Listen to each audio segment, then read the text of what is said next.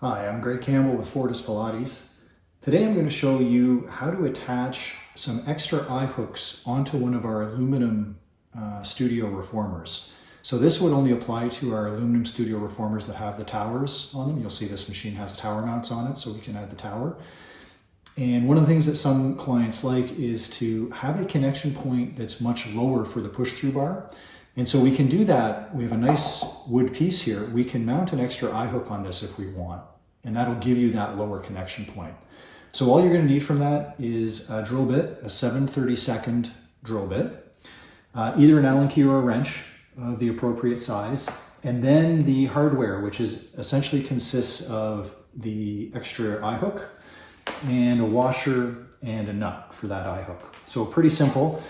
And you have a bit of flexibility. This is a fairly big piece here, so if you want your eye hook a little bit wider or a little bit narrower, depending on your preference, you can absolutely do that. What I tend to do is just line it up with the rear posts. So we have these nice holes, and I've removed this rear post just to make it a little bit easier for you to see. And so what we'll do is, what I usually like to do is just line it up centered with this hole and centered with the grip tape that's here. That's usually a pretty good thing to landmark off of, and then you'll have them both even. If you want to be extremely exact, you can also measure and mark. So about 1.25 inches from the edge, and then I could measure from this end here, and I'd be looking at about 5 inches, and I could landmark it that way as well if I wanted. Okay, but for my purposes, I have a pretty good eye for this. So what I usually do is I just get everything nicely centered on both the. Okay, once I got it lined up, I'll just go ahead and just drill that hole nice and carefully. Okay, so now we have a nice hole here, and pretty straightforward process. I'm just going to feed this, and the grip tape it won't drill quite as cleanly, and so you'll have to jiggle it a little bit, but you'll be able to get that in there.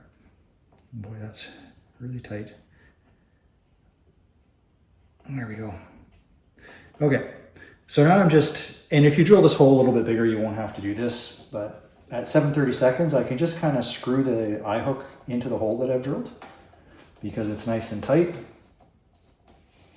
So we'll just let that go all the way down.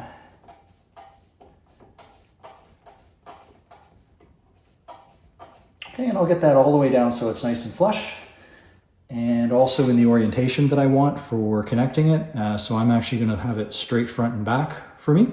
You can do it to the side if you prefer. And then I'm just going to take, first is the flat washer, and I'll put that on the underside. And then what I'll do is I'll put the nut on, okay? And I'll just hand tighten that.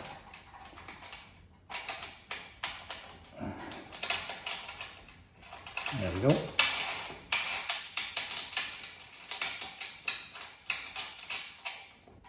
Okay, so I've got that nice and hand tightened. Now I could either use my adjustable wrench or my socket. I'm going to use a socket just because that's a little bit easier.